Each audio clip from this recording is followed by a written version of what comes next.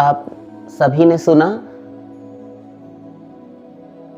आभूषण होते हैं वैष्णवों के तुलसी कंठी माला, तुलसी के ही कुंडल कई संतों ने धारण किए हैं। हमारे एक रसखानी जी भक्त हो गए हैं, बहुत ब्रज भाव के महापुरुष रसिक हुए हैं। उनके पद जिस समय पढ़ते हैं आज भी गाए सुने जाते हैं। तो आप उनके पदों में पाएंगे सजीव चित्रण, और अपने उनके विषय में ये बात प्रसिद्ध है संसार में कि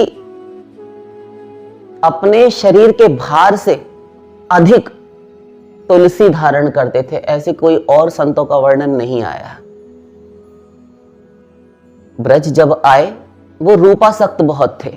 रसखानी जी बहुत रूपासक्त थे। कहीं किसी सुंदर वस्तु, किसी सुंदर रूप को देख लें तो उनके पीछे पड़ जाते थे। उनके मोहल्ले पड़ोस में ही एक किसी दंपति का बहुत सुंदर बालक था, उसे रोज खिलाने चले जाते थे प्रतिदिन। एक दिन देखा और उस पर लट्टू हो गए और सदा उसके घर में जाना शुरू हो गया। अब राजा के यहाँ काम करते थे उस समय, तो राजा के यहाँ काम करते थे तो उसे घोड़े पर बैठा के ले जाएं। अब राजा के यहाँ काम करता है। रसखानी जी पठान घर से बिलोंग करते थे और बड़े धनाढ्य थे। हमारे इतिहास में बहुत से बहुत आपको अधिक से अधिक ऐसे महापुरुषों का वर्णन मिलेगा कि जो बहुत अच्छे अच्छे घरानों से थे, बहुत पैसे वाले थे, धनाढ्य। आजकल के करोड़पति भी उनके आगे कुछ नहीं। उस समय पर आज से 500, 550, 600 वर्ष पूर्व जिनकी 20-20 लाख एक एक मास की तनख्वाह थी, आय थी, श्री रूप गोस्वामी जी, श्री रघुनाथ दास गोस्वामी, ये सारे हमारे ब्रज के संत हुए गौड़िया में। तो ये रसखानी जी भी ऐसे ही थे, बहुत धनाढ्य थे, संपन्न घर के थे, मुस्लिम थे, मुसलमान थे, किंतु इनकी भक्ति श्रद्धा भगवान के प्रति हुई और ये ब्रज में आए। तो उससे पहले जब ये दिल्ली में ही, दिल्ली, तो इन्होंने जब उस बालक को देखा तो बहुत आसक्त हो गए। अब ये घोड़े पर बैठा है, उस पर इतने लट्टू कि जिसका कोई हद हिसाब किसी की उसकी सीमा नहीं। उसके माता पिता बहुत परेशान कि हमारे पुत्र को एक ही इकलौता पुत्र है और इतना ये इसके पीछे पागल सा हो गया, जिसे आज की भाषा में कहते दीवाना हो जाना, रूपासक्त, इतना सुंदर बालक। बड़ी मुश्किल से इनसे जान छुड़ाने के लिए इन्होंने कई प्रयत्न किए, वो सब किसी दिन फिर रखेंगे। तो ये रसखानी जी ऐसे संत हुए जब इन्होंने ठाकुर जी की रूप माधुरी का आस्वादन किया। अद्भुत संत। और इन्हीं के सानिध्य में जब आई तो इनकी एकनिष्ठ भक्त कहे या सानिध्य, कई मुस्लिम हो गए। बहुत सारे मुस्लिम आके पनाह लेने लगे, यानी शरण लेने लगे। अब रसखानी जी की चर्चा चली तो इसलिए कुछ उर्दू शब्द निकल आया, तो आप बुरा ना माने, क्योंकि हम तो इस समय किसी मुस्लिम की नहीं, किसी संत की बात कर रहे हैं। हमारे लिए सभी वंदनीय हैं और इनका वर्णन भक्तमाल जी में भी आया है। और ये ज्ञात हो कि वृंदावन में जब आप जाएंगे तो इन सब मुस्लिमों की समाधि एक साथ, जो मुस्लिम सुनते गए इन्हें, इनके पनाह में, इनकी शरण में आते गए, भक्त बनते गए। रसखानी जी के पास ही समाधियां हैं सबकी। तो इन रसखानी जी के विषय में इतना प्रसिद्ध है कि रसखानी जी अपने शरीर के भार से अधिक तुलसी धारण करते थे, सर्वांग में तुलसी धारण करते थे। एक दिन किसी ने विनोद में पूछा कि रसखानी जी आप इतनी तुलसी मालाएं क्यों धारण करते हैं, सर्वत्र समस्त अंगों में सर्वांग में तुलसी। तो रसखानी जी ने पहले तो कुछ नहीं कहा, मुस्कुरा दिए। अधिक आग्रह करने पर कहते हैं, बड़ी दैन्य, देखिए इतना दैन्य, और रसिक संत हैं, भगवान जिनके साथ लीलाएं कर रहे हैं, दिन रात लीलाएं, और अष्टयाम सेवा में दिन रात खोए रहते थे।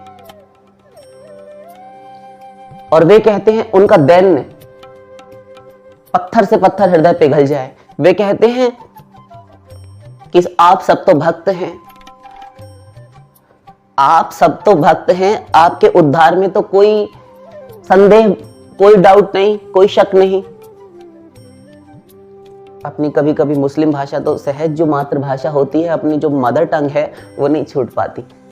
अपनी भाषा में उन्होंने कहा कि कोई शक नहीं है, आपका तो भजन ही इतना है प्रबल कि ठाकुर जी खींचे चले आएंगे, किंतु मैं अधम हूं, सब प्रकार से डूबा हुआ संसार में, किंतु मेरे कंठ में तुलसी है। तो मैंने संतों से तुलसी की महिमा सुनी है कि ये भव सागर से पार करा देती है, और काष्ठ का एक गुण है वो डूबता नहीं।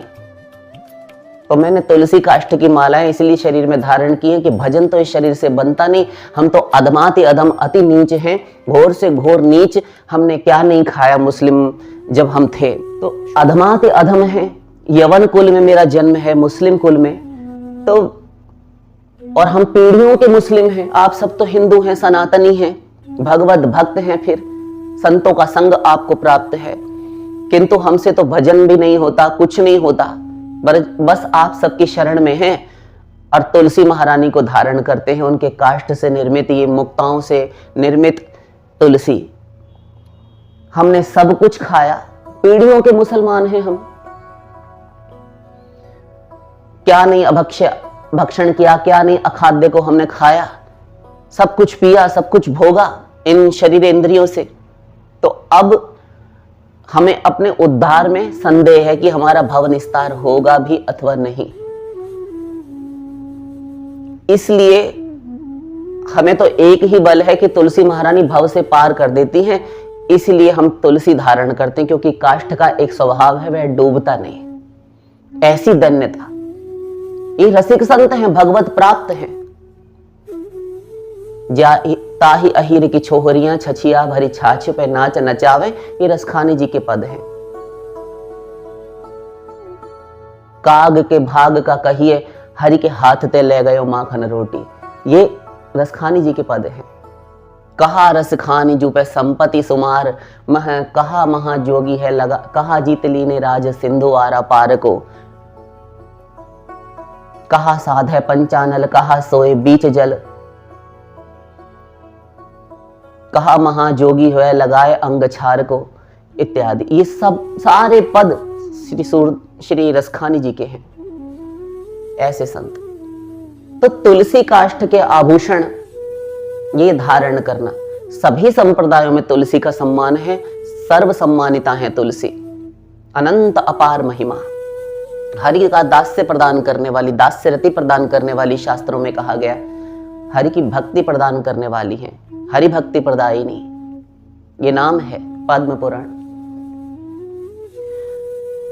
तो तुलसी काष्ठ से निर्मित मुक्ताओं के आभूषण, दैन्य, अभी रसखानी जी का सुना, यदि भगवत भक्ति में आ गए, प्रेम मार्ग पर चलने लगे, तो दैन्य आएगा ही आएगा।